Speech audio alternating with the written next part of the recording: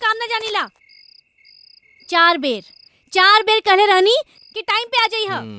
ना तो हम अनके को दाना ना खाई। कूल समझ गई नी कि उनकर खाली मोबाइल में मोहब्बत बा।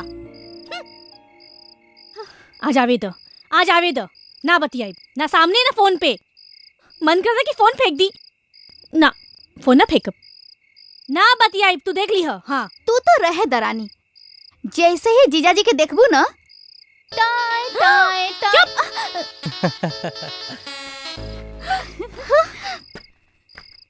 हम ना बतियाई। अरे रानी जाना तारू ना आज परीक्षा रहला, यही से लेट हो गई। परीक्षा? हाँ।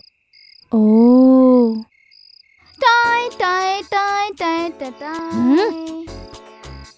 आए